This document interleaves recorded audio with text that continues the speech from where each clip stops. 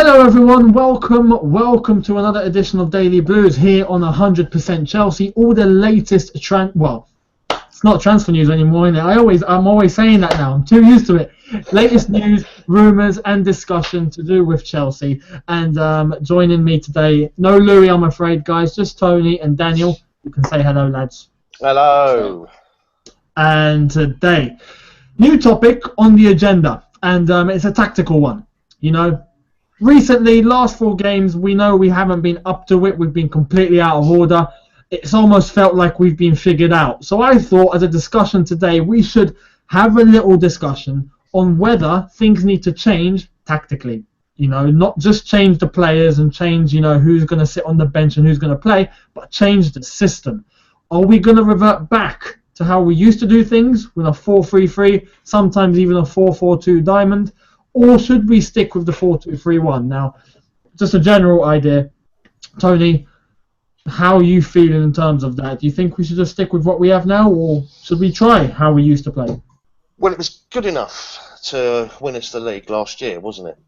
The thing with 4-2-3-1 is it is based on defensive lines, isn't it? Yeah. Where the fullbacks tuck in, and it's based on a very technical game. If you like, it's designed for short passing. And it didn't do us no harm last year, etc. But then again, in Mourinho's first stint, we played the forward 4-5-1, which is a 4-3-3. The thing with that is it's much more offensive, and at that time we had 2 dynamic wingers in Duff and Robin that was providing the pace. Now, I've always turned around and said that I want our defensive line to push up a little bit more, because I feel we've got a lot of players that can really hurt the opposition if we play that way. But Jose is a very cautious type manager, isn't he? He believes in, you know, keeping it tight, wearing down the opposition with short little passes, and eventually, as the game wears on, our class should shine through and we become a little bit more offensive, like, you know. Yeah. So at this moment in time, I don't think there's any need to panic. I know we're 4 games in and we've only got one victory, but it's early doors right now. It served us well in the past. It seems to me as everyone, it's almost fashionable, isn't it? I remember we actually pioneered the 4-3-3, and then everyone started to play it. Yeah. The 4-2-3-1 was pretty much the Spanish system, wasn't it? Spain played it, but I think at one point I think it was one of the Euros in 2008. They were 4-4-2, and then they switched it to that system. Yeah. As the tournament sort of wore on. Maybe that was a way of wearing down the opposition, because they do like to play that little short passing game, you know. But I don't think there's any reason to change it at this moment in time. Let's carry on, and you know, I'm sure if we get that defensive side of our game, you know, right, you know, everything should be okay. I think when we eventually change the back line, perhaps maybe we could change it more to a 4-3-3. We've not been disrespectful to John Terry, Gary Cahill, but you know, they're not the most paciest of players, so we do have to compensate them a tad, i.e. where we're dropping off a bit more at this moment in time because of them.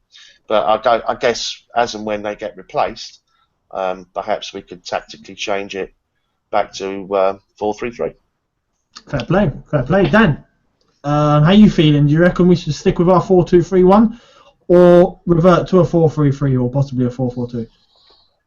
No, I like the formation we play. I just think it's a case of, at the moment, I think it's a case of the form of the players.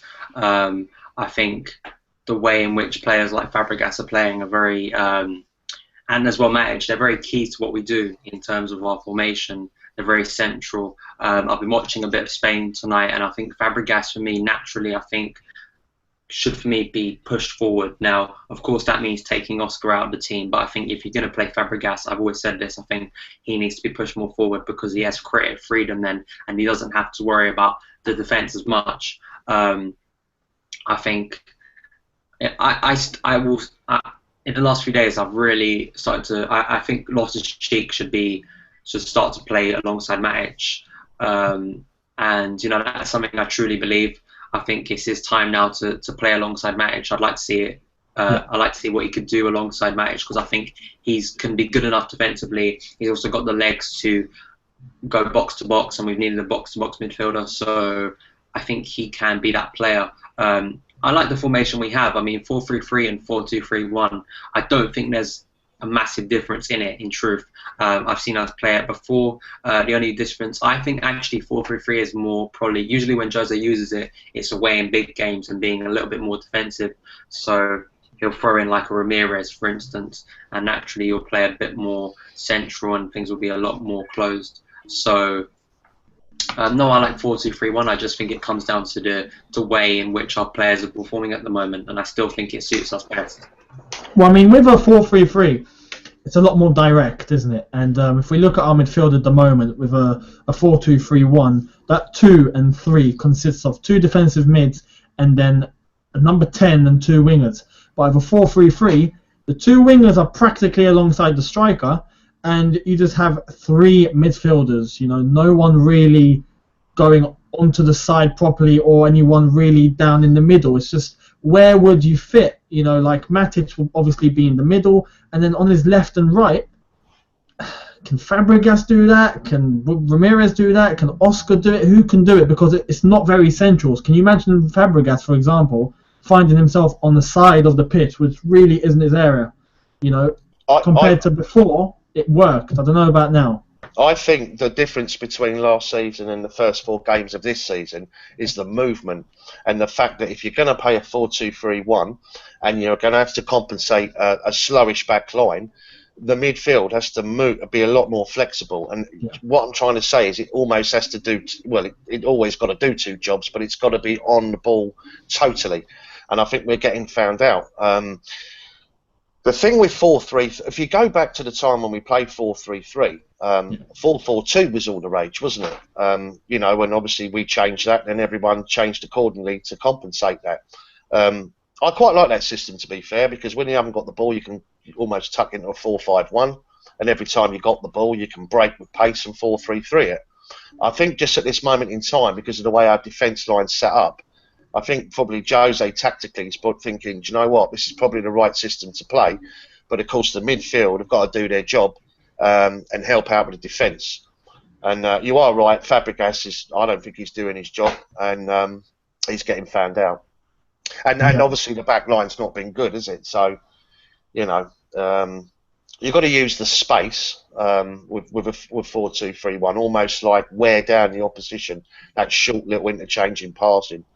You can argue it's a bit boring, to be fair, but it depends what you want, I was reading a couple of comments here. A lot of people would take a boring 1-0 win as opposed to an exciting 3-3 draw. And I've always said that. As long as I'm getting 3 points, I don't care. A lot of people want to play, want to see us play, and we're getting constantly bombarded about it. Like, start playing attractive football. Start playing attractive football. I'm sorry to interrupt. I just don't understand this. Like, when people call us boring, I just don't. I mean, sure. Sometimes there's nothing. We aren't lumping up the ball and playing head like tennis. That's not what we're doing. And let's be realistic about this. Watching Eden Hazard play football is not boring. What I like about I've said this before, at our best last season, we were very, and what Jose has been able to use at Chelsea is his experience to adapt, and we adapt our tactics within games. We can be more expansive when we want to. That formation allows that. I think now of actually bringing in Pedro, it can be a bit like Duff and Robin was. I think you've got another expansive winger in Pedro who can help alongside Hazard. Now I'd like to see Hazard, Oscar, and Pedro, but for me, I think to accommodate Fabregas in his current form, and also just generally, I think I'd rather see him pushed up the pitch, which means you take Oscar out of that. I think Fabregas can also connect quite well with Pedro and Hazard. So I don't think it's boring. I don't want us playing a 3-5-2 with a high line. You know, that just won't suit us. And let's be realistic about it. It just won't. And you've got to use the formation that suits your players. There's no point trying to play a high line with John Terry at the back. We've discussed this before. There is absolutely no point in doing it. We were actually lucky last time. You know, I think last season when we did sometimes be a little bit too attacking in that first part of the season. I think once we got caught out last year, I think Mane's goal against Southampton away from home, and that was an example when you try and play a high line, it doesn't work. So you've got to play a formation that suits the players you have, and clearly we had a good balance in the team last season. It's just about form at the moment. I don't think it's a case of I know. Obviously, the one player that's got to be taken out is Ivanovic. But I think once we bring in Azpilicueta and Baba Rahman as right back and left back, I think that can really add more kind of pace and kind of a freshness to that back four. I think Zuma and JT for me are the new two centre backs for me. I just think Zuma and JT work well together. I think they have a good partnership. I think, as I've said on here before, I think JT, of all his experience, can work well with Zuma. Also, just knowing where to be, but I think Zuma helps out with the pace. So, you know, I think, and as well, like I said this, I think Matic and Ruben Loftus-Cheek for me could be a great partnership in front of that. Because Loftus-Cheek is young, he's quick, he's powerful. I think he can really work well in that midfield, and I think he's shown enough already. And one thing I was saying, I thought earlier about. I think it was a good sign on Saturday that Jose, last Saturday now, against Crystal Palace, that he threw on Loftus-Cheek 1-0 down. I think that was a good sign because it shows, I think, more of a trust in Loftus-Cheek. In previous seasons, he wouldn't have done that. He wouldn't have thrown on a Loftus-Cheek when we were 1-0 down. He would have thrown on like a Loic Remy. But throwing on Loftus-Cheek when we're 1-0 down, for me, is a good sign, because it means that Jose thinks he can do something in those sort of situations. He isn't bringing him on when we're 2 or 3-0 up, which you usually do with a young player. He's putting him in a pressure situation. So I think that's more of a positive sign for Loftus-Cheek. Do you think, obviously, with players like Pedro and Hazard, and that, Jose was looking at that, obviously, with the Stones situation taken into consideration, and thought, you know, at this moment in time, I do have to play 4-2-3-1. But maybe he was thinking Stones was massive in this, because Stones and Zuma, I mean, I don't mean to, you know, I'm not sort of having a go at John Terry or whatever, but at least that way they can push up further. And then the players that we really do want to hurt the opposition, instead of having to always waste their energy on we're being much more offensive, and we would be in a much better shape. I mean, what do you think? Well, I mean, to be fair, it's hard. I mean, I look at one thing which is clear, and it's not something that we've really had before, but we are packed with midfielders. Well, we are. Packed. We're stacked. We've got, if we try and list them, we've got Hazard, Pedro, Oscar, Willian, Mikel, Loftus-Cheek, Matic, Fabregas, now Kennedy. I mean, have I missed anyone out? That's 9 players right there. If we're looking to play with a 4-3-3 or a 4-4-2, regardless 4-4-2 or 4-4-2 diamond, you're left with 1 defensive mid. That's no question. With a 4-2-3-1, you have 2 defensive mids at least. But I mean, it does mean if we don't have like a 5-man midfield, there's going to be a lot of midfielders probably not playing. And I'm not sure if anyone's going to be really content with that, or if that's a good option for rotation. You know? I mean, no one's mentioned 4-4-2, have they? You know, well, exactly. A lot of people would like to see the 2 strikers play, you know, in tandem, as they did indeed for Atletico, you know. Exactly. Now, we used to play, and I remember in the 04-05 season, we were playing a 4-3-3 in the Premier League quite a lot of the time. And in the Champions League, for example, when we played Barcelona, we switched to a 4-4-2 diamond. And I remember that was the time Mourinho told, in the press conference, he told the whole team. He told the Chelsea team, the Barcelona team, and the refs. And everyone obviously found that funny. But we went with 2 strikers. and we were playing a 4-4-2. And it was switching up from time to time. Do you think we should do that and just switch it up from time to time and become unpredictable? With a 4-4-2 diamond, we'd get to see Costa, Falcao together. And I don't know, who would you put in that for? Obviously Hazard and a winger. And who would you put in a number 10 and defensive mid? I mean, with a 4-4-2 diamond. What do you think Fabregas is, where he's being played at this moment in time is the right position for him? I don't think so. Dan? No, I don't think anybody does. I don't think so. So, therefore, you are right about Loftus-Cheek. I mean, there was a complete difference straight away, wasn't there? There was much more energy. And I just think we have become a little bit predictable. I mean, everyone knows how we set up. Everyone knows where we're going to be placing the ball. We're very, very slow in the way we build up play. And obviously, when you play a 4-2-3-1, I mean, it's all very well playing pretty little patterns in our own half, but it's not actually going anywhere, is it? And of course, when you play that way, it's almost like the build-up to get to the edge of the penalty area. Almost takes forever, doesn't it? And then no one's prepared to take a shot. We're all palming it off. Well, you have it. No, you have it. You have it. You have it. No, you have it. So it was really refreshing when Kennedy came on. Yeah. And he was blasting. He was pace. He was pushing it and driving it. And he was left back. And he hit the target, didn't he? Yeah.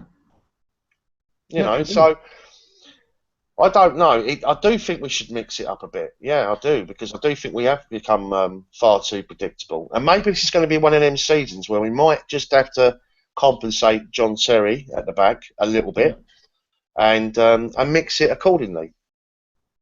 That's true. Players that can do that, but Jose would have to be very brave and drop Fabregas. Exactly. I mean, as I said, with the midfielders being packed, there's going to be players that won't play. But, as I said, with how it used to be, we always used to have two teams. So basically, 2 players for each position, regardless. And I think changing the formation to a 4-3-3 or a 4-4-2 would enable that, I reckon. I mean, I listed 9 midfielders there, and with a 4-man midfield, you're guaranteed 2 men for each position. I think that would help rotation. Dan? I think playing 12, if we're going to use 4-4-2, I think 4-4-2 is a good formation for, like, if we need to change things up, if something's going wrong, maybe play them in a Champions League game, maybe in an FA Cup, League Cup. But I don't think we haven't got 4 strikers. We've only got 3. So I think playing 2 up front. If you're going to play 2 up front every week, then for me, you've got to have 4 strikers, which we don't have at the moment. Yeah. Or 4 good ones, good quality ones. I think the one thing that I noticed that led to the goal actually was against Crystal Palace was the fact that you had Falcao and Costa, just that little bit of movement, just another player in there, Falcao, who could move around the defence, create space, and that could be used. I don't think we should go in 4-4-2 because I think with the players we have, I think you're limiting what we can do on our best day. I think taking out an Oscar, taking out Fabregas, for me, I think you're losing some sort of creativity, whatever that is. I actually think, kind of moving on to like Everton, I think Everton's really thinking about it. I think it can be a really good game because of the fact that I said on here before, I don't think Martinez, I mean, I could be wrong about this on next Saturday, of course, because both teams do, for some reason, play their best game against Chelsea most of the time. But he's not the most tactically astute manager. It's known that he doesn't set out his team to mark a certain player, if that makes sense. So he won't change his formation to try and suit another team. He's one of these managers who goes out, has belief in his team to go out and play a certain style of football. And I think, as we saw, you could clearly see that last year against the 6-3 game, just a game where very much it was end-to-end stuff, very attacking, very open football. And I think that could work in our favour next week, because I think it will give players like Hazard, if he starts, I think Pedro as well, and as well playing a player like Loftus-Cheek in that game, I think he can work, because I don't think Everton will know much about Loftus-Cheek. That's true. What about Kennedy? Would you play Kennedy? I wouldn't start Kennedy. Really impressed me. He really impressed me. I think he should feature more, but I wouldn't start him. For me, either like Falcao, Loftus-Cheek and Kennedy, the 3 substitutions that came on that were made against Crystal Palace, for me, you've got to have some of those players starting because they look like the most energetic players against Crystal Palace, in my opinion. Definitely changed the game up. For me, you've got to start Loftus-Cheek, in my opinion. I think this is his chance. I think our bad starts to the season could be, in a way, a positive thing for Loftus-Cheek because it will give him a chance that he may not have had if we were playing well. It will give him that chance in central midfield. I love to see Jose do it. I just think it would be a massive statement. It would be a statement of intent. It would say, listen, we haven't been playing well, so I'm going to use one of my top young players. I have belief in him, that an English player. I'm going to put him in central midfield.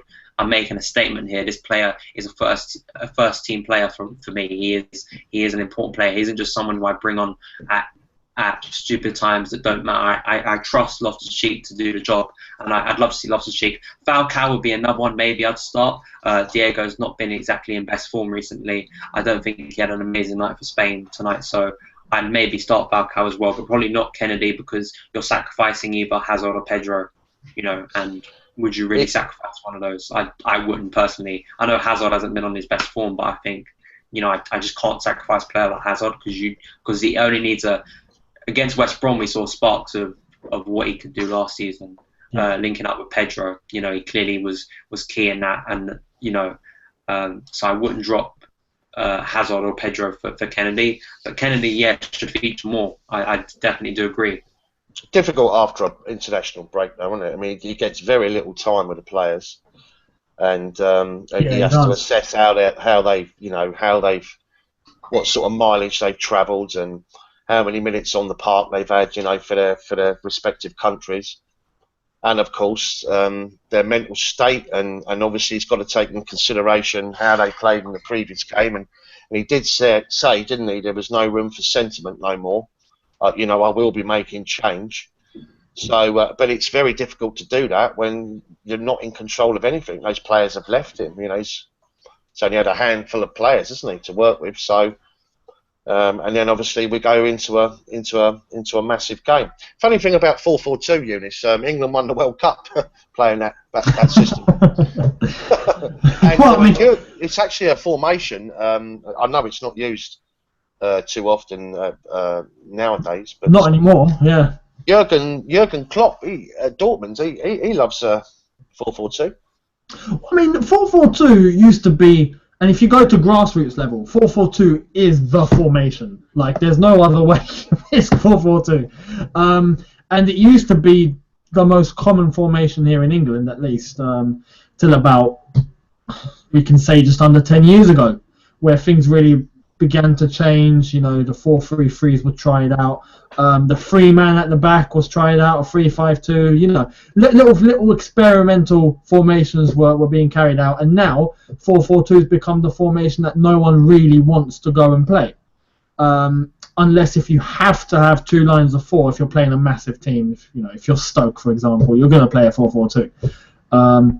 But as we were saying, yeah. Also, so I was just going to, because a lot has changed in that time, because one thing I've noticed is there's a lot more number 10 now, in terms of the number 10 behind the striker, and then you have the central midfielders behind that. 10 years ago, it wasn't that it wasn't like central midfielder. Sorry, number 10s weren't used that much in terms of the number 10s we know now, like an Oscar, like an Ozil, like that kind of player wasn't used, because when you used to play 4-4-2, the closest to a number 10 we'd have is maybe putting Good Johnson behind, or maybe even a like of Joe Cole. But we didn't use Joe Cole that much, in truth. We didn't. He was kind of the most natural kind of number 10 that you could kind of see from now, kind of in a lot of ways. Him as a winger.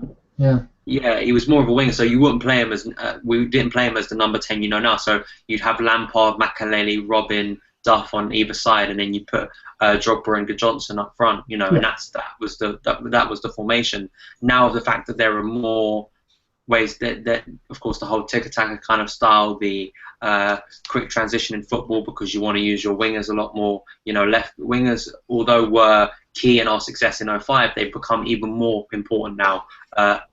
Fullbacks have become more attacking now. Fullbacks are almost like a second winger. In truth, so that's another thing. So football has changed now. So playing 4-4-2, I think, as we've seen, Man City absolutely got destroyed when they've used it against teams like Bayern Munich and Barcelona. And the reason is because you lose a man in midfield, and midfield is such a key part of football nowadays in big games.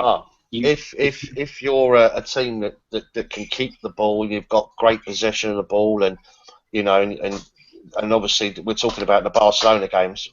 That man, you know, when they went up against them with that formation. The problem I find is I just find at this moment in time we're having to compensate for, you know, for the back line, and I just hope for the Everton game he really is bold and he makes some changes, and he plays obviously Bavaraman on the left hand side, and we get Azpilicueta, you know, he makes that change, and I think Zuma and Terry. And I think Loftus-Cheek, you know, get Sass out or put Sass up, you know, behind the striker. But I think we're just going to have to be bold, you know. Really we have to. I'd like to see us impose our game on other teams. You know. Yeah, exactly. Let them know we're there. I mean, the one thing, especially if we bring up Fabregas, for example, when he came to Chelsea, the first impact he had was his link with Costa. It was further up the park, Eunice. Exactly, and to have Fabregas in that defensive midfield role separates him from Costa. It's not Spain, though, is it, mate? It's not. You haven't got all the time in the world on the ball. Yeah. You know, to look around and, you know, see a pass and, you know, look lovely. Yeah, but this is the Premier League, mate. You know, that's why, you know, we needed Pogba. You know, but listen, we got Loftus-Cheek, and I think you could do a job there, mate. But. No, I will passionately say this, and I said this in a video I made on my channel the other day about like Loftus-Cheek. I'd rather see us, and I know there'll be those people in the comments going, why would you want this? If we were to develop Loftus-Cheek this season, have the faith, put him in that central midfield, develop him as Chelsea's first team central midfielder, in a box-to-box midfielder. He can improve technically, get more experience, can really thrive in that role. And then he becomes the central midfielder, the box-to-box midfielder, and we've developed him. I'd rather see that than us go and spend $8 million on Paul Pogba. I think everyone would love to see that happen. Everyone would love to see us develop one of our young players in the first team, rather than having to go and spend $8 million on a brilliant player, Paul Pogba. But we've got a player in Loftus-Cheek here who, for me, is waiting just to go in that first team. You know, why? I don't think there's a point in waiting anymore. We've got to develop these players, and we've got to get them in our first team to be able to say, look, that's one people who say about Chelsea don't develop young players. Mourinho doesn't develop young players. I think I said to you, Eunice, last night when we did the thing about Mourinho, I said that's his big challenge is developing youth. And I think this season, for me, it's Loftus-Cheek. It's his big chance, and I'd love to see him be given that chance to play, and I think he can develop into a brilliant central midfielder. I'd rather see him be our central midfielder than Paul Pogba if we can develop him and give him a chance. No, for sure. I mean, he's definitely got the potential for it, and I reckon. Who would your number 10 be, Eunice? I've never. You know, it's so hard because I said we have so many choices now. You know, you could stick Oscar in there, you can stick Willian in there, sometimes you can stick Fabregas in there if he's up to it. You know, they all have different qualities and, you know, different perspectives. So I would like to say Oscar. You know, I would like to say Oscar, except he hasn't been playing as much recently, and I can't really say on what sort of level he's on at the moment. We've seen William play there and he can do well, but sometimes he's just a bit clumsy. He can make really easy mistakes no matter how epic he can actually play.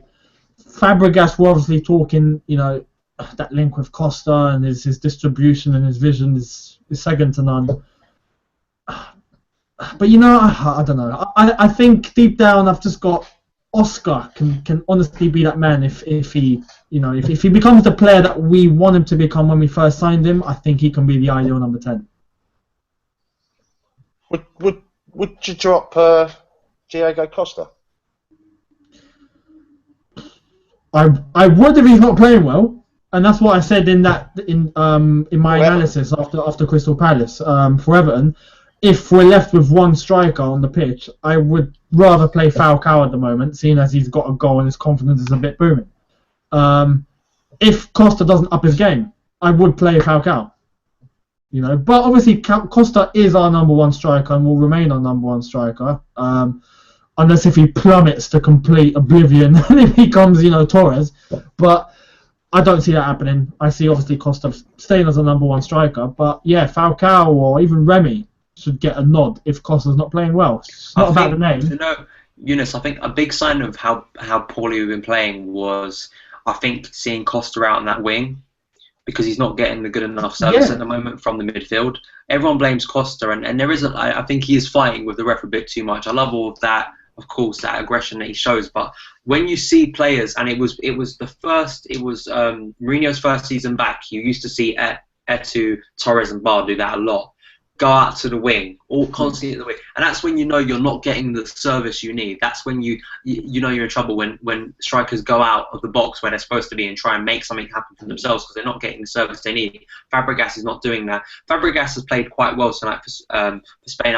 There was some nice through balls that he put through to Diego. That's why I think he should move further forward, because he can. Because I know people say he's better as in a deeper position because he sees passes, but again, he doesn't have to be restricted to that role of number 10.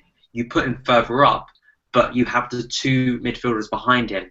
So he doesn't have to worry that if he loses the ball, we're in trouble. Because if he loses the ball deeper back, suddenly, if Matic can't cover, we're in trouble, and whoever's the attacker, the opposition has got a 3-1 at our defence.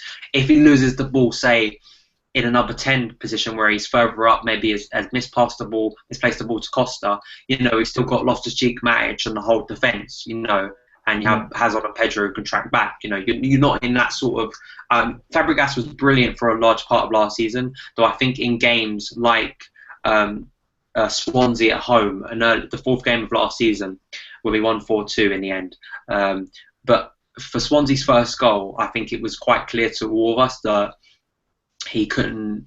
There were signs then that he was prone to errors in that, and it was not the best thing to put him in that role, because if he gets dispossessed, then you're kind of in trouble. So yeah, I think if Fabregas can play the number 10 role, I feel sorry for Oscar, because I think, actually, funny enough, the half he had against Swansea, and then of course he got injured after that and hasn't played since. You know, I thought the half he played against Swansea was some of the best I've seen him play in a poor kind of form. I think with Costa as well. You know, I think it was weird. He kind of had he had a decent first game of the season. I think the whole thing against Swansea was all about his fitness and coming through unscathed, which he did. The second game wasn't as good against City. I think he actually played better against West Brom. Yeah, because he got the goal and was creating a lot for himself. Yeah. And then of course with the Crystal Palace game, of course. But as I say, I think it's a lot to do with the creativity, which hopefully can be improved if you move Fabregas forward. I just think we need games, you know. I think it's our fitness, I think, that's really... No, don't you? Exactly. Exactly. The pace at which we're moving at, and the opposition seem to... Do you know what? What's been apparent is all 4 games, as soon as the referee blows his whistle, the opposition are in our half and just having a chance, forcing our goalkeeper into making a save in the first minute. You know, more often than not, they're definitely on the offensive. We're on the back foot from the moment... You know, the first few seconds of the kickoff, and that can't be right. You know, that's the definite tactic that everyone seems to be using against us. You know. I mean, no, you're right in saying, and I wanna make this clear. We're having this debate, obviously, about formation, but that's not saying it has to change. I've made it clear. The last 4 games, our problem has been fitness, and it's been our conditioning, and it's been a very bad pre-season. That is the main reason, and that's why I'm positive we will get back into stride of things. We will, and I think, right, as I said, it could become a positive, because I'm sure with this problem we'll end the season fantastically, whereas someone like Man City, if they can't hold on for all 38 games, they'll end the season badly, compared to someone like us, who will find our stride towards the second half of the season. And 50% of our games we've played with 10 men. Yeah. So you have to put things a little bit into. I mean, if you're suffering on the fitness side of things, the last thing you want to be doing is playing with 10 men. Yeah. You know, but I know it sounds like we're making excuses, and I mean, to be fair, they shouldn't be in that situation, and that's a fact. So Yeah, they should have. we're This making should have been avoided. something that should never have happened, you know. Yeah. But it's a reason and it's an explanation. You know, you cannot become rubbish overnight. No. And that formation was good enough last year to win us the title. Solid, very, very resolute, strong, pacey, up and down. Everyone used their energy. You know, good in possession of the football. And, you know, and we had a shot at goal. You know, that's true. And that's the difference, you know. But also, I think as well, you know, something Big Tom on his YouTube channel. I watched the video he did about Crystal Palace, and the one thing he said, which was kind of sounds very weird, but I can understand where it's coming from. I know pre-season we've discussed it at length about how poor, and I think it is an absolutely massive factor. But he says one thing Big Tom said, I sort of agree with him, and it kind of in some ways makes sense, which you of course sounds dreadful for a footballer, but sometimes you can win too much, you know, and you get complacent. Yeah. And you need to lose. You need to have a bad period to regain that, to wake you up, you know, to think. Because I think, as well as the fitness thing, which is of course a key thing, I think maybe these players have slacked a bit. And Hazard's admitted it himself. He came out and said, "Listen, we haven't been playing our best. You know, we need to improve." And maybe that's the case. I mean, Fabregas, for me, along with his fitness, just looks like a player who thinks, "Well, I won the Premier League last season, so I don't need to do anything else." Like. And maybe this bad period, I'm trying to be as positive here, could be a blessing in disguise, because it could wake up a load of players. They could think, and it's going to, like Gary Neville says, Chelsea players need a slap around the face, and maybe this poor start is the slap around the face they need. And as well, if that pre-season could come out in some way to be a positive later on in the season, because the whole idea, which I don't completely agree with, because I've discussed it with you, Eunice, when we did, I think, the first stream. I was on one of these Daily Blues before the Swansea game, I think, and we discussed that, and I said about the pre-season. But the whole idea of pre-season was to maintain fitness and to get the fitness by March or April good, you know. And if we can keep ourselves within touching distance of City, even level, and have really good fitness by, say, March, April, you know, I think we could be in with a chance of winning the league. It's just about getting the form back. So maybe this 4 games could kind of re-energize, like wake the squad up a bit and think, like, listen, you cannot be complacent in this league, because you'll lose games because teams want to beat you. The quality of the league is good, and we've got another 3 tough games coming up. I mean, Everton away. Although I say I think we can win it, because I think it'll be an open game, and I think that could help us in a way if we play Baba Rahman and Aspilicueta as the fullbacks.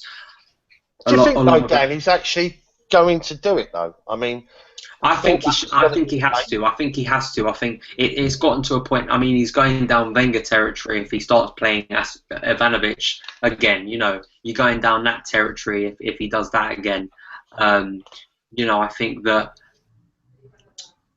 he has to, and I think Baba Rahman, it must be clear enough to an intelligent manager like Jose that Ivanovic isn't playing well. It's for the world to see. It's like there's 4 games in now, and we've seen how Ivanovic is playing. He can't have that many. And the comments, as you said, Tony, the comments he's made about saying there's going to be no kind of favours to the players that played last season. I think that's a sign that this Ivanovic is probably going to be dropped, and he has to, because look at the form of Ivanovic. You know, it's just been dreadful so far, and for me, he has to drop Ivanovic. For me, there's no alternative. You know, and if Baba Rahman's fit, which he will be by the time we play Everton, hopefully, I think you've got to play Baba Rahman, in my opinion.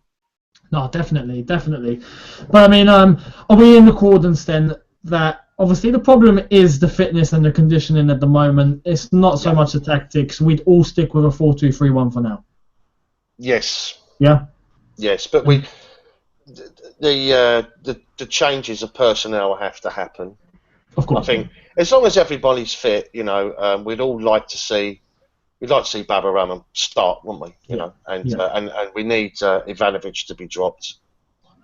Question mark on Fabregas, but maybe Ruben Loftus in there. That's true, Dan. Do you agree with that as well? I agree with Fabcal.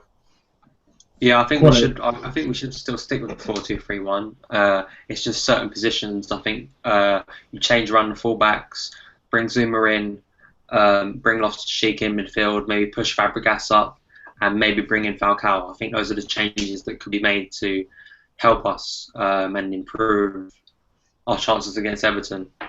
Can I just stop you there? That's a brilliant comment. RS, right? Tony, how about Hazard as 10 and Kennedy and Pedro on the sides?